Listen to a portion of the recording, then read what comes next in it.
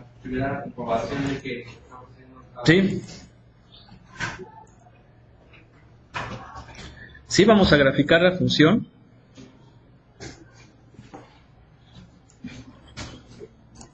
Así que sea currucum, currucum. A ver, entonces, ¿cómo era la función? ¿Me la dictan, por favor? El límite cuando t tiende a 0, e a la t, E a la t. ¿Vale? menos 1, Menos 1. ajá, entre t.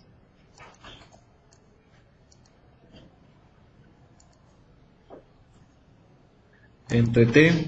Luego, La raíz de 1 más t entre t, la raíz de 1 más t. fuera de la raíz. Era con La la, raíz es así, sobre t. Pero aquí era menos 1, ¿no? ajá, y luego ¿Y luego era qué? 3 entre 1 más 3. 3 entre 1 más t. Ok. ¿Y el límite era en dónde? cuando t tiende a 0. Cuando t tiende a 0. Bueno, miren, si yo grafico la función, sale muy fea. ¿Pero por qué sale muy fea? Pues porque se dispara muy rápido. Vamos a tener que hacer aquí más pequeñito. Por ejemplo, de menos 2 a 2. Vean. Y ya más o menos ahí está. A ver, chequen esto. Está.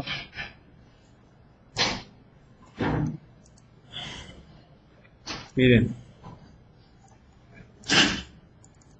¿Qué pasó ahí? Bueno, a ver, de menos 1 a 1.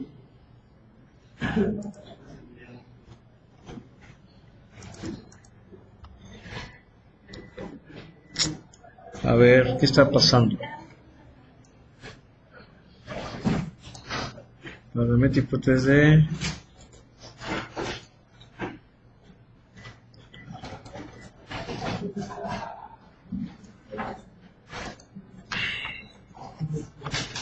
A ver, era en 0, ¿verdad?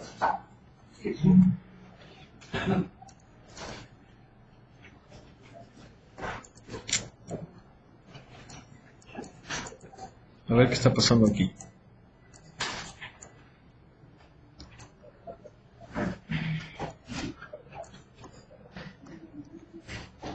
A ver, voy a cerrar esta. A lo mejor puede ser porque tiene ahí muchos.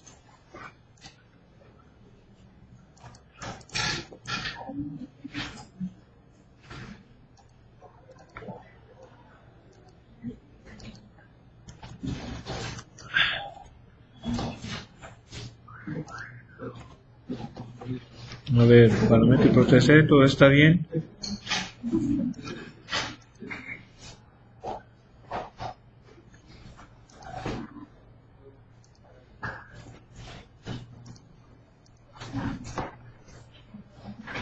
Profe, ¿Mande? está mal la componente 10. ¿Cómo No, la- es menos 1. Ese no va. El menos 1. ¿Es más 1? No, ese ya no. No, sí, tiene un menos 1. ¿Pero aquí entonces es menos 1 o qué anda? No, más 6. ¿Sí es así? Y el otro, vaya, no. ¿Cómo? El segundo uno. Ya ¿Este ya no? Vaya. Sí va, ¿no? Sí va. Ah, pero es que es menos, muchachos, miren. O sea, no. No. A ver, es que pues, échenme la mano, ¿no? O sea, no. Mira. A ver, es e a la t menos 1.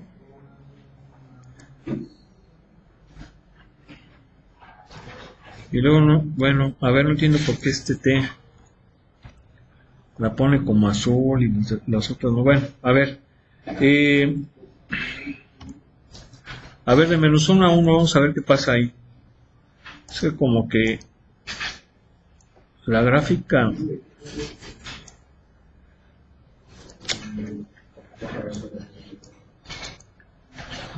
que la canción. A ver, fíjense bien.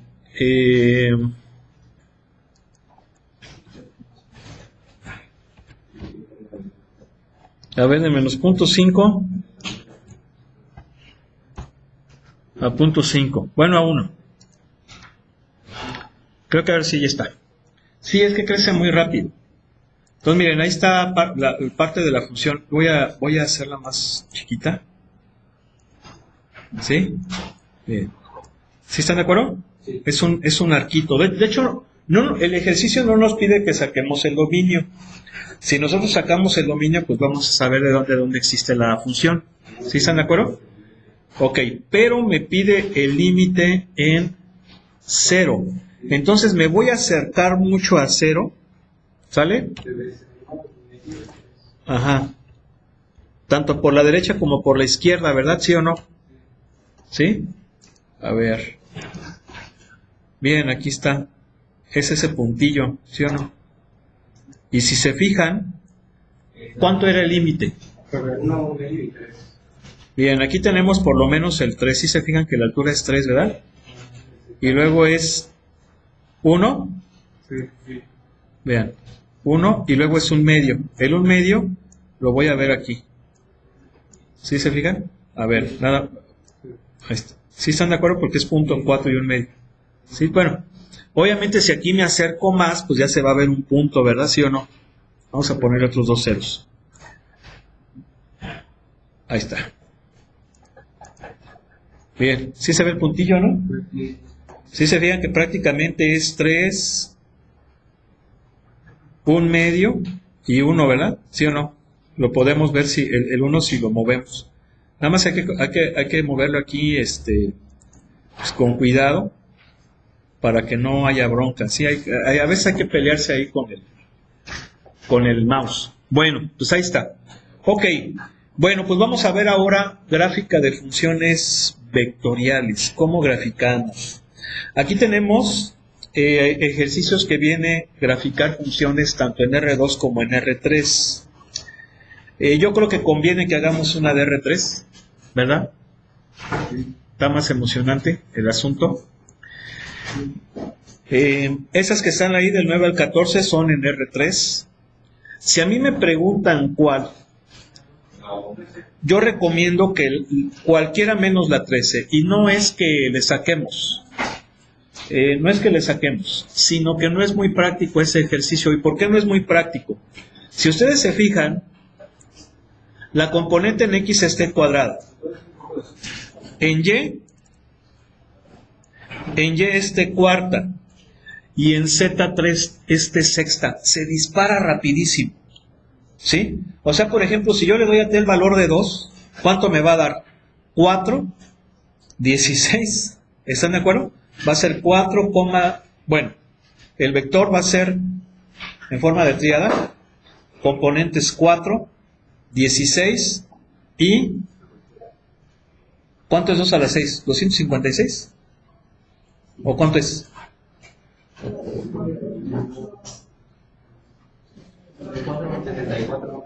Perdón, 64. Entonces, fíjense, se dispara mucho. ¿Sí están de acuerdo? Tenemos una componente que es 4, otra 64. ¿Sí me explico? Está muy disparado eso. Entonces, no es muy práctico. Ahora, si yo le doy, por ejemplo, el 1, ¿cuánto va a dar? 1,1,1. ¿Están de acuerdo? Entonces, fíjense, con 1 es 1,1,1 y con 2 ya se dispara rapidísimo. No es muy práctico. ¿Sí? Y la idea es que hagamos la gráfica para que veamos cómo es. Entonces, imagínense, ahí para hacer esa gráfica tendríamos que darle valores decimales. Pero una cosa, fíjense, para valores decimales no crece muy rápido, disminuye rapidísimo. De hecho, el que está a las 6 va a ser casi nada. ¿Sí o no? Sí.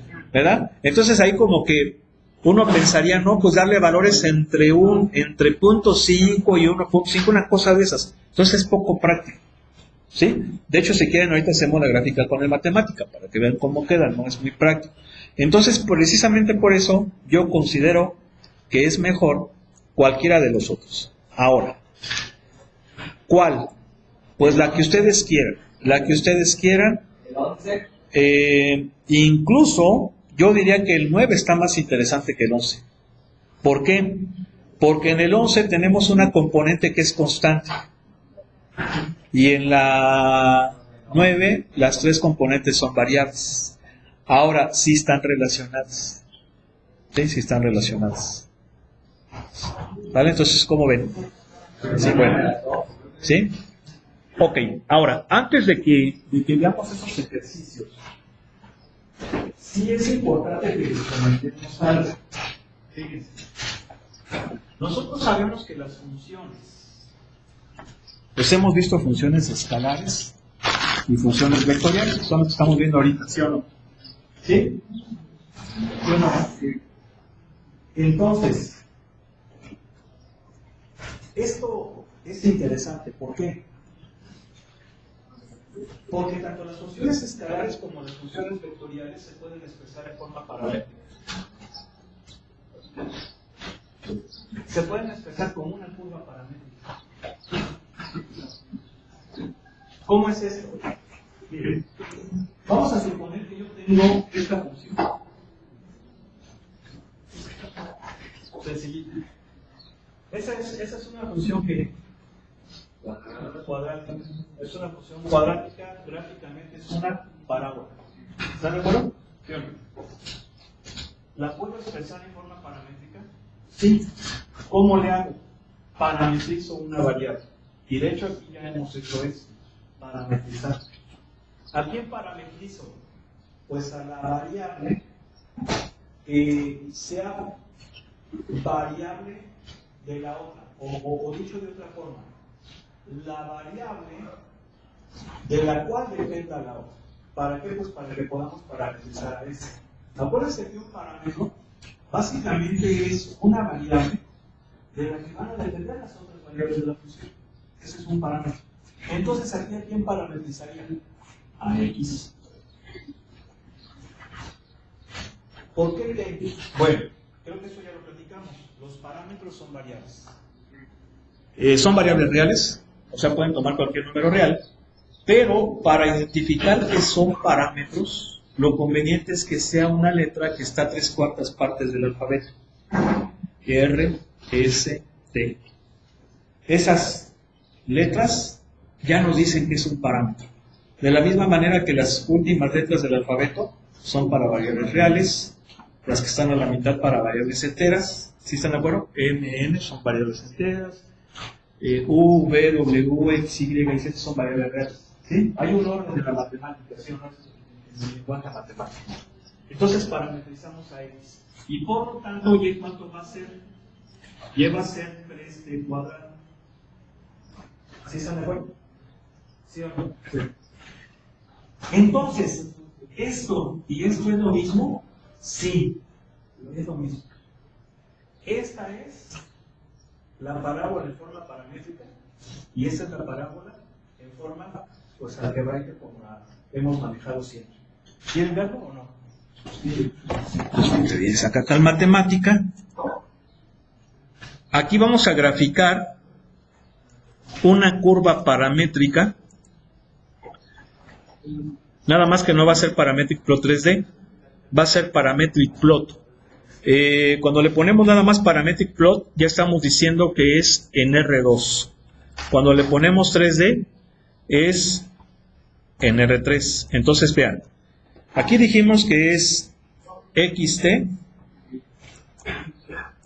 y aquí es 3T cuadrado. Mi parámetro vamos a darle valores, por ejemplo, de menos 5 a 5. Puede ser de menos 4 a 4 también. La idea es que sea simétrica para que sea mejorcito. Nada más aquí ya le borramos todo lo demás, miren. Me faltó esto. El access origin. Ok, mira. Eso hay que ponérselo.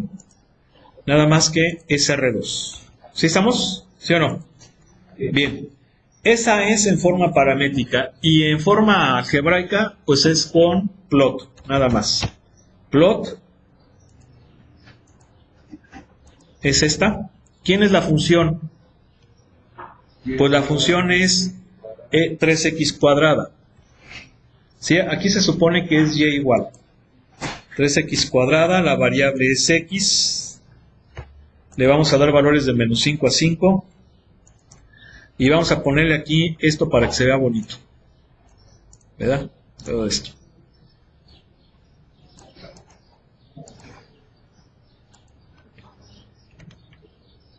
Mira. Entonces vamos a graficar las dos. A ver, aquí qué pasó. Ah, sí, es cierto. Las dibuja de forma diferente porque muy fácil. Bueno, no debería de ser, porque aquí estamos dando x de menos 5 a 5. A ver, bueno, voy a hacerlo un poquito más pequeñito, ¿verdad? Como que me excité, ¿sí o no? Me excité así que me emocioné, no vayan a creer otra cosa, ¿verdad? ¿Sí o no?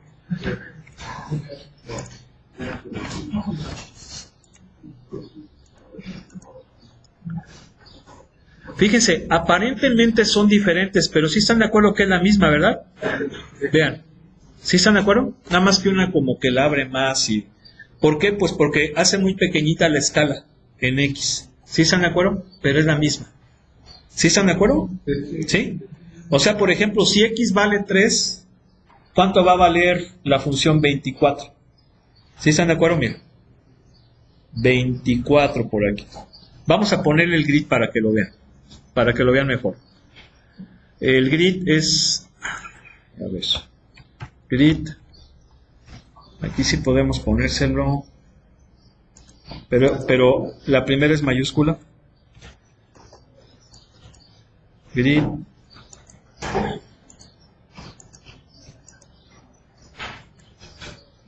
A ver. Grid. Rejilla. A ver. Ahí falta algo. Sí, falta algo. Aquí es... Ay, ¿cómo era el de grid?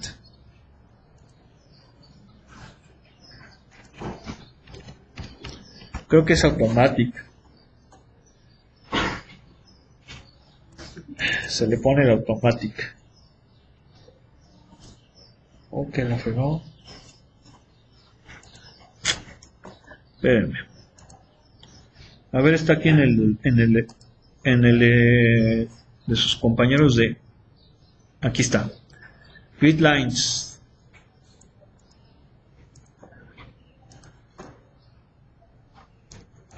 Automatic. Bien, es el grid line automatic.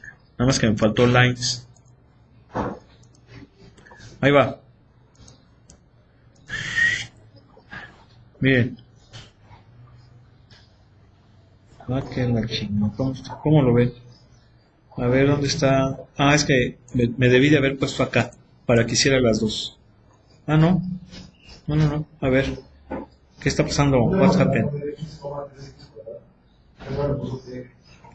No, es que... A ver.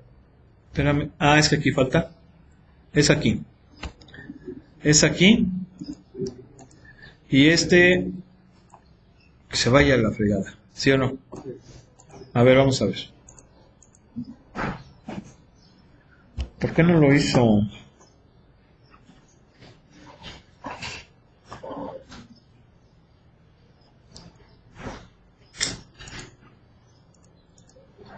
Bien, ahora sí lo hizo.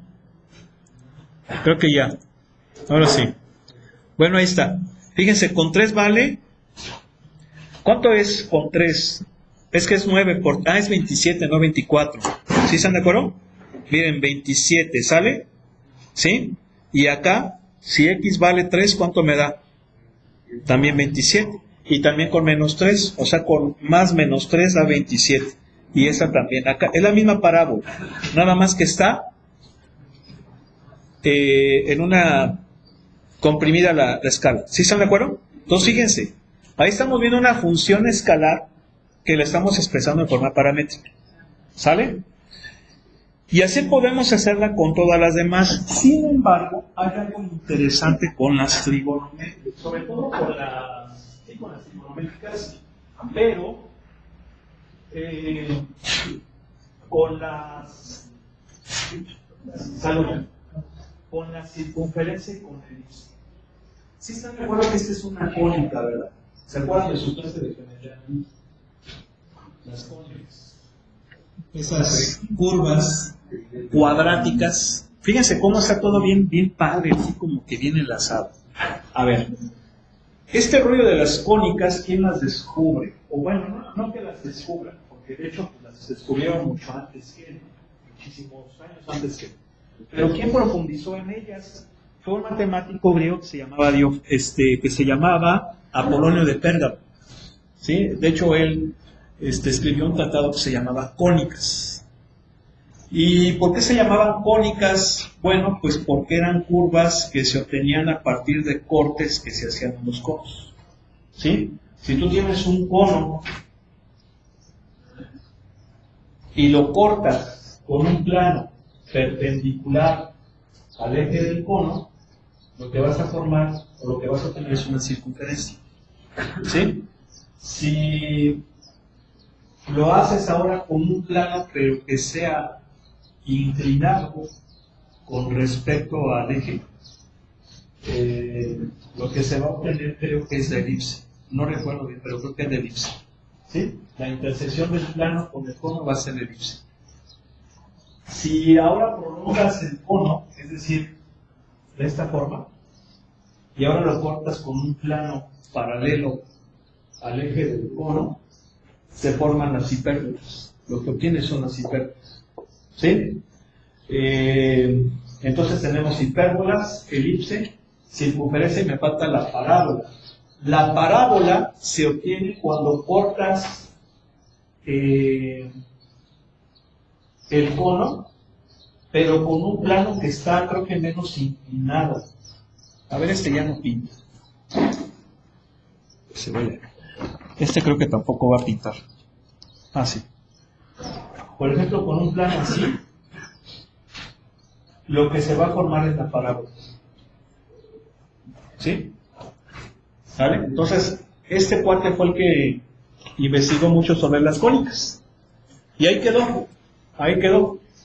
Pero luego vino el fregón de René Descartes. René Descartes, en francés, o Renatus Cartesius en latín, o René Descartes en español. ¿Verdad? Creo que todos hemos oído hablar acerca de René Descartes. ¿Sí o no? ¿Qué fue lo que hizo este matemático? Bueno, no solamente fue matemático, fue filósofo. ¿Qué fue lo que nos contribuyó? El plano cartesiano. Algo mucho más que eso. ¿Qué fue lo que aportó a la matemática? Lo que aportó a la matemática fue la geometría analítica, que se conoce como geometría cartesiana, en honor a Descartes. ¿Por qué? Pues porque Descartes en latín es Cartesius. ¿Sí? De ahí la palabra cartesiano. Esto fue un gran avance en el pensamiento matemático. ¿Por qué? Porque anterior a Descartes se consideraba que la geometría y el álgebra eran ramas de la matemática totalmente independientes, no se relacionaban. Y lo que vino a hacer Descartes es a unir la geometría con el álgebra. ¿Sí? Y gracias al surgimiento de la geometría analítica, pues se desarrollaron las demás ramas de la matemática, como el cálculo, como el análisis matemático. ¿Sí? Por eso es que fue un gran avance. Sin embargo, hay que decir que no fue solamente Descartes el que contribuyó con el descubrimiento de la geometría analítica. Hubo otro matemático contemporáneo de él, y también era francés, que se llamaba Pierre Fermat. ¿Sí? De hecho, Pierre Fermat es uno de los matemáticos más brillantes de la historia, junto con Descartes. Incluso podemos pensar que Fermat contribuye más a la matemática que el propio Descartes. Sí, porque prácticamente la aportación de Descartes fue nada más la geometría analítica, pero Pierre Fermat no solamente contribuyó con la geometría analítica, sino que contribuyó con la probabilidad estadística, con el álgebra, con la aritmética incluso, y con muchas otras ramas de la matemática. Entonces, quien aportó más definitivamente fue Pierre Fermat. Aunque esto es importante decirlo porque Pierre Fermat también contribuyó al descubrimiento de la geometría analítica, aunque quien lo hizo con mayor profundidad fue René Descartes, ¿sí? No solamente hay que recordar a Descartes como un gran matemático, sino tal vez como un filósofo, porque de hecho Descartes pues es el padre del racionalismo. Y hablar del racionalismo es hablar de la filosofía moderna, ¿sí? O sea, Descartes vivió en el siglo XVI. Antes existía todavía la filosofía medieval, conocida como escolástica, así se le conocía generalmente esa filosofía medieval. Una filosofía bastante rica, sobre todo acompañada de las aportaciones de muchísimos filósofos brillantes, pero sobre todo de Tomás de Aquino, de Santo Tomás de Aquino, ¿sí? Entonces Descartes inicia la filosofía moderna, el racionalismo. Es muy conocida la frase, ¿no?, de Descartes, el cogito ergo sum, ¿verdad? Pienso, luego existo. ¿Sí lo han escuchado, no? ¿Sí? Y esa máxima de su filosofía, pues, encierra la esencia misma de su pensamiento, que es la razón. ¿Sí? O sea, si yo pienso, quiere decir que existo. Y uno pudiera decir, bueno, pues eso está como que muy fumado, ¿qué me dicen? No, pues es que tiene mucha importancia. Por ahí incluso Descartes escribió La Geometría. La Geometría fue una obra donde sentó las bases de la geometría analítica, pero también escribió otras obras como el famoso Discurso del Método, ¿verdad?, donde establece ese método cartesiano para obtener la verdad.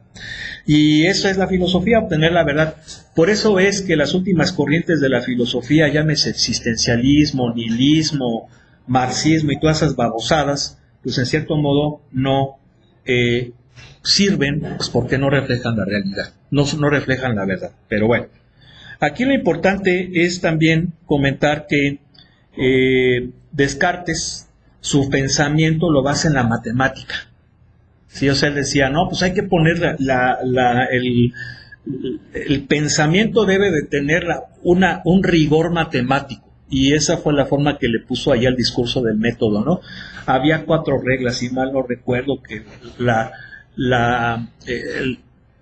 que le llamaban, eran 4 reglas: la regla de la síntesis, la regla de la evidencia, enumeración exhaustiva, algo así. Esa más o menos así era el método cartesiano, ¿sí?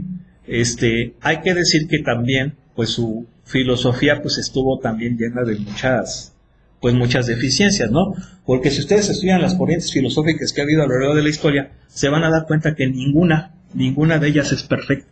Tiene sus puntos fuertes y sus puntos débiles. Y uno de los puntos fuertes de la filosofía de Descartes era, pues sí, el uso de la razón, ¿verdad? Efectivamente, el pensamiento es algo propiamente del ser humano, ¿verdad?, de las personas con las cuales podemos buscar la verdad, pero ustedes se van a dar cuenta que va a haber 2 doctrinas filosóficas, el racionalismo y el empirismo, prácticamente van a surgir en la misma época. El racionalismo se desarrolla en Europa continental y el empirismo en Inglaterra, prácticamente al mismo tiempo. Y lo que pensaban los empiristas era de que el conocimiento se obtenía a través de los sentidos, ¿verdad? No en base a la razón, sino a través de los sentidos. Es decir, los empiristas ponían sobre todo los sentidos, y los racionalistas sobre todo el pensamiento. Y hay que pensar que esas 2 cosas son complementarias, ¿verdad? Por eso es que el punto fuerte de los racionalistas de Descartes, pues era efectivamente que la razón, el pensamiento, es importante, ¿verdad? O sea, hay que razonar. pero el punto débil era menospreciar aquello que podíamos obtener por los sentidos, por la vista, por el oído, ¿sí? Y eso era lo que proponían ellos. Y esas dos corrientes van a estar en contradicción, ¿eh? Curiosamente, los matemáticos van a estar muy a favor del racionalismo. De hecho, otro de los grandes racionalistas fue Leibniz, ¿sí? Fue otro de los grandes filósofos racionalistas. Y claro, también en Inglaterra va a haber algunos que van a ser empiristas, pero estos cuates eran más como del lado de la política, ¿no? Por ejemplo, Hobbes, Hume, Locke, ¿sí? Van a ser principalmente cuates de esto. Ahora, la historia de Descartes es bastante interesante. De hecho, por ahí en el vídeo que les compartí, no, ustedes no, ¿verdad? No. Se los voy a compartir. Se habla un poco de Descartes, ¿sí? ¿Por qué? Pues porque no se hubiera podido desarrollar el cálculo sin el descubrimiento de la geometría analítica. Y bueno, la vida de Descartes es bastante interesante, ¿eh? Bastante interesante. Tiene esa cosa casi como para hacer una película. Pero aquí hay que decir que el cine y las películas tienen que estar acordes a la realidad. Desafortunadamente ya no hay cine, ya se acabó, ya existe otra tontería, donde el mono que escribe la tarugada que se va a exhibir, a veces utiliza datos históricos a su conveniencia para legitimar ciertas tonterías o cosas de esas. Entonces, sin embargo, en la vida de Descartes sí se podía, porque es algo muy serio. No, vamos, es la vida de un matemático, de un filósofo, que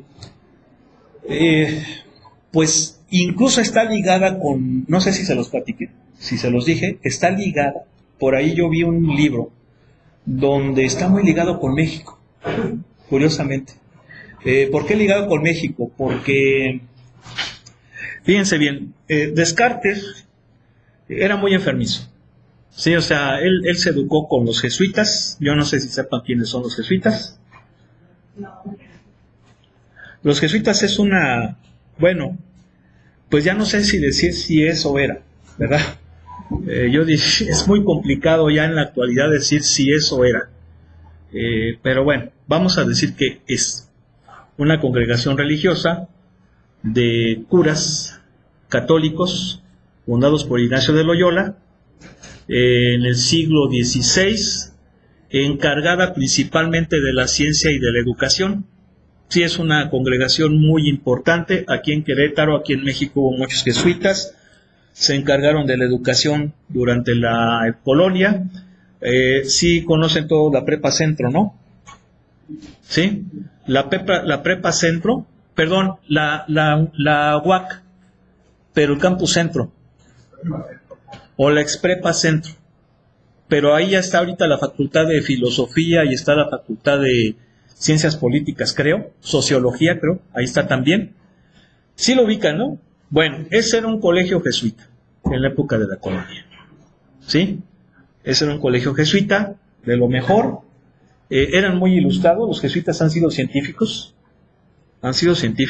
por ahí incluso algunos de ellos han contribuido mucho a la ciencia. Y entonces Descartes estudió con ellos porque se dedicaban sobre todo a la educación, tenían muchos colegios. Y bueno, después le viene la juventud a Descartes. Durante su juventud tiene una vida un poquito azarosa. Él provenía de la pequeña nobleza, su padre era un abogado importante en Francia en esa época.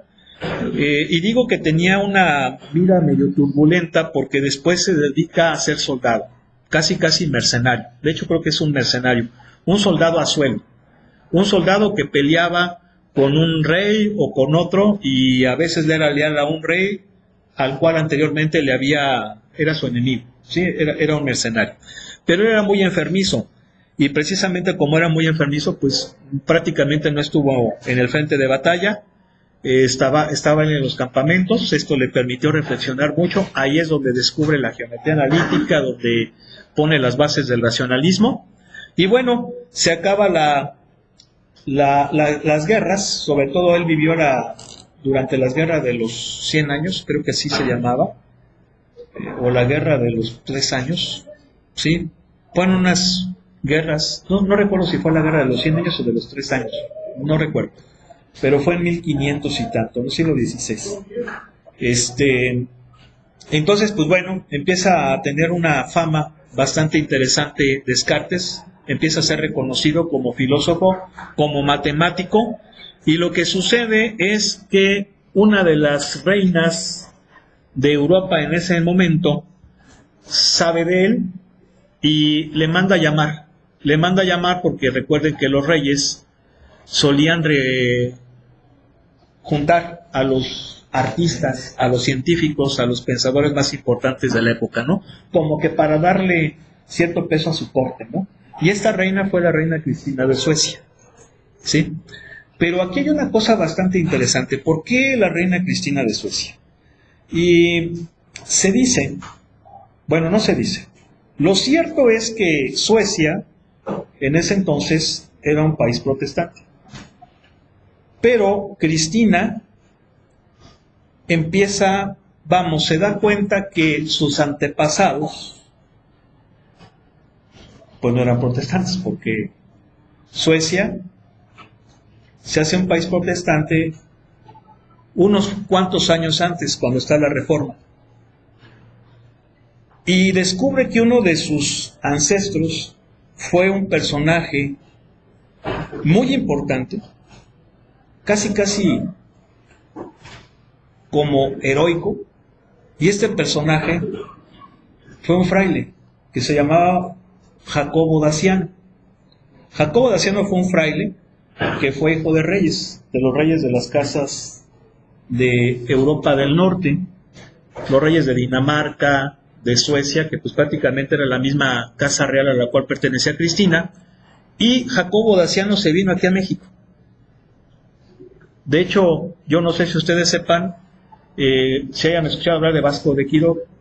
Vasco de Quiroga fue un personaje muy importante que contribuyó a la cuestión en la época de la colonia, por así decirlo, en esa parte de Michoacán, ¿sí? Con los purépechas.